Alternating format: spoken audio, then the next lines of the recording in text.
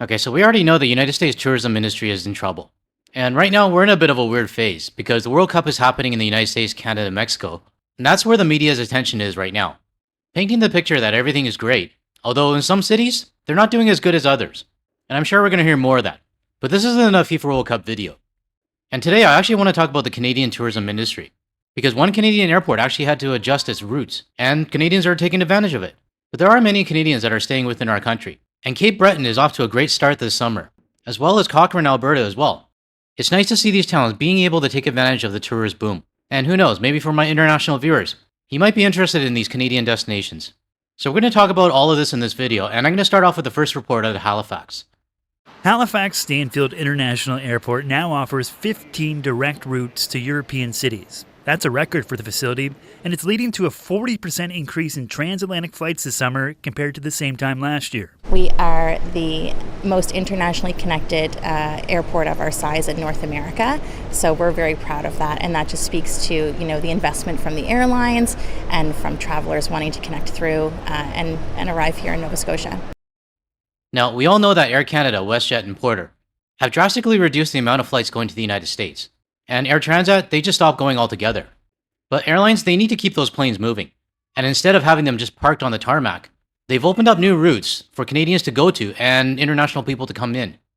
The way I see it, it's a win-win. It's giving Canadians the opportunity to go places where they may not have thought of before. But on the flip side, it's also giving Europeans an option to come to Canada.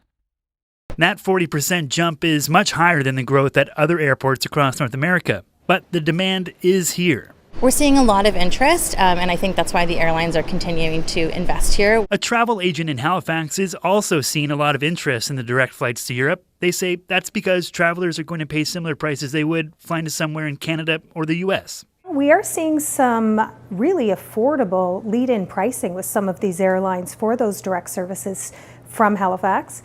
And when you compare them to other destinations, they are quite affordable. Now, for me, quite frankly, I don't care where anyone travels, just as long as it's not the United States.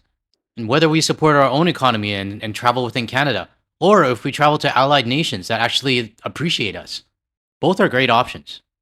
But I've mentioned this on my channel before, and I've seen comments in the past where Canadians are saying, I'm going to let my passport expire because I'm never going to go to the United States again.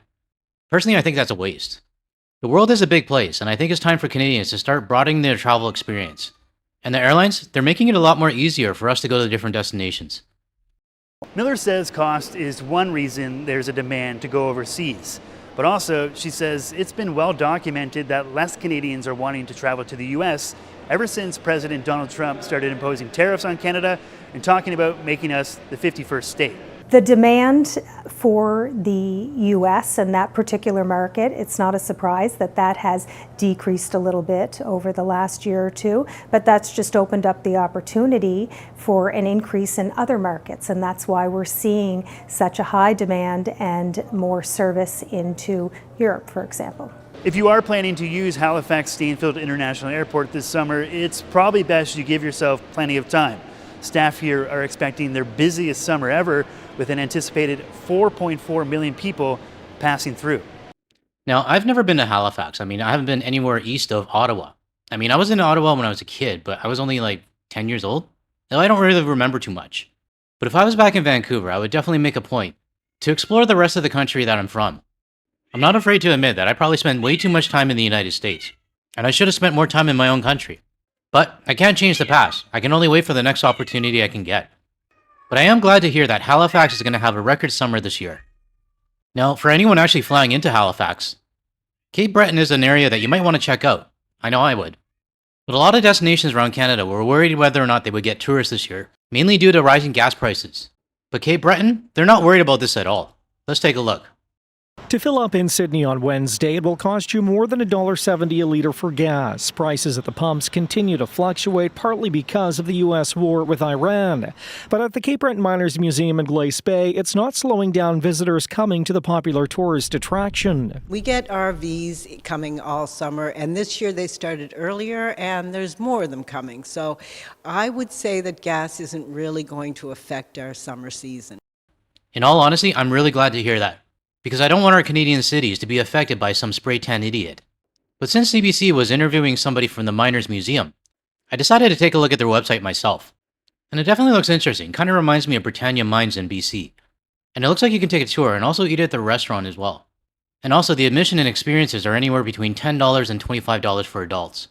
So if you are planning to go to Nova Scotia this summer, maybe check out the Miners Museum in Cape Breton.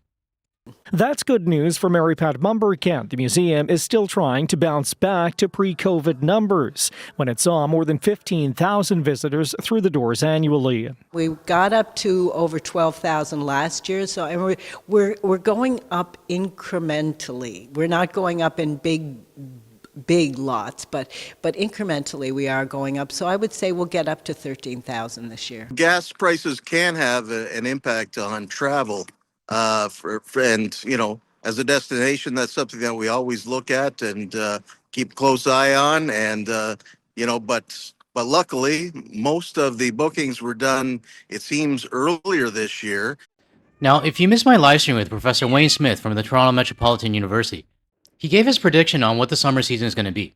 Now, I think we can all agree that the Canadian tourism season is going to be definitely better than the United States. But gas prices and fuel prices, those are still going to be a big issue. And Wayne predicted that there would be a lot more trips, although maybe shorter. And what I mean by that is maybe trips that are within 6 hours. But either way, I think the Canadian tourism industry should be a good one this year. The CEO of Destination Cape Breton says bookings are looking strong this summer, with numbers even growing into the fall. Many operators that I've been talking to have said that it looks better than last year. And last year was our second best year on record. So you know, it's trending in the right direction. Back at the Miners Museum, Mumbercat says people staying closer to home is also helping. I think that makes a big difference. That's what I found last year is we got a lot of Canadians. So I think Canadians are traveling in their own country, visiting their own provinces, rather than going down south. A trend Mumbercat hopes will continue, with gas prices expected to keep climbing across Canada this summer. Kyle. So here's a question for the Canadians. Are you going to be traveling this summer? And where to? Will you be staying within Canada? Or will you be traveling overseas? Both are fine in my opinion, and I'm just happy people are traveling, just not to the United States. Now moving on to the next story. A small town in Alberta is actually benefiting from a tourist attraction that's an hour away. And the reason for that? Well, Banff is too busy right now. And the town of Cochrane is actually benefiting. Let's take a look. The town of Cochrane is finding its place in the tourism industry. The Cochrane Tourism Association says it's seen a significant increase in both Canadian and international visitors lately. As Tyler Barrow explains, its proximity to the mountains helps, but it has its own jewels to offer too. Jessica Pelkey and her family of 5 stayed Monday night in Cochrane. The price point was right. The specific hotel offered things for kids. The family is heading into Banff for the day. We're going to drive through it. We do want to see it. It is one of our stopping points, but to stay there, the price is almost double. Now, the major tourist attractions in Canada, they're going to be expensive this year. I mean, Banff and Whistler, hotel rates are going to be pretty high. But I did have one viewer tell me that they visited my home province of British Columbia, and they had a blast. But what they told me is that they visited Whistler, but instead of staying in Whistler, they stayed in Pemberton, simply because the hotel rates in Whistler were just too expensive. But they said the benefit from that is that they were able to experience everything in between. What I'm trying to say is that like places like Banff and Whistler, they might be busy, but the nearby cities are also benefiting as well. The price point in Banff is a benefit for Cochrane. Since 2023, the town has seen a 20% increase in Canadian overnight stays and an over 40% increase in international overnight visitors. For many, it's the smart option. You can stay a little bit longer and do a little bit more and have a different Alberta itinerary than you might if you were just staying in the Canadian Rockies. Looking at a hotel room for the weekend of August 14th to 16th, the cheapest option in Banff is over $1,200 total for the 2 nights. Cameron area, more than $900, while for under $650, you can stay at the Super 8 in Cochrane. Exactly what I said earlier. For places that I can relate to, if you're planning to go to Whistler and it's too expensive, stay in Squamish. Or if you're planning to go to Victoria, maybe stay in Sydney or Cowichan Bay. Either way, these hotels and motels will be happy to have you. And as Banff and Lake Louise anticipate another busy season, its tourism association is working with regional partners like Cochrane. If the demand continues to grow, visitors are looking for other places in summer. While capitalizing on affordability in Cochrane and visiting the Rockies might be an attraction for many, Their tourism association says it has a lot to offer visitors who choose to explore the area. You can go rafting with Kelsey's Caravan Adventures or take a horseback ride with Saddle Peak Rides. Here at the Fence and Host restaurant in downtown Cochrane, owner Chris Hartman has noticed the uptick in visitors from overseas. Trying to capitalize on more of the time they're spending in the area. Tyler Barrow, CTV News, Cochrane. So all three reports that I showed today, they're good for Canada. Even the first report that talks about more European flights.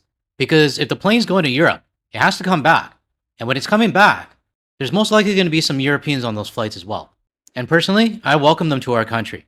But there is going to be a question of over-tourism. And we know the popular tourist destinations like, say, Niagara Falls and Banff and Whistler, they're going to be jam-packed. And I know the locals are going to be complaining. But I have a bit of a different take on that. I understand that there is going to be over-tourism. And personally, I think it's a good thing. Because if you understand the current geopolitical climate that we're in, well, not just us, but the rest of the world, I am thankful that people want to come to Canada. They don't have to. And our tourism industry could be just as bad as the United States. And the international tourists, they're choosing to come to Canada. And I'm not going to say, no, don't come to Canada because it's too busy. So for anyone saying that our tourist attractions are too busy right now, I would say just think of it from a different perspective. At least our tourism industry isn't like what the United States is right now. Because our tourism industry, it could be a lot worse than what it is. To close off this video, I would like to thank Force of Storms from our Discord server for posting up this photo of Resolute Bay in Nunavut. I'm very happy to be able to feature photos from areas that I haven't posted before. So thank you, Force of Storms, for sharing this with the community. Alright everyone, that's all I got for this video. If you found any value in anything I said today, or you want to hear more from a Canadian and international point of view, without the US media bias, make sure you hit that like and subscribe button below. That way you'll be notified of my future videos. And don't forget to hit the bell icon and select all as well. Now if you want to see more of my videos, check out the ones that are going to show up on your screen shortly. Thanks everyone, I'll catch you in the next one.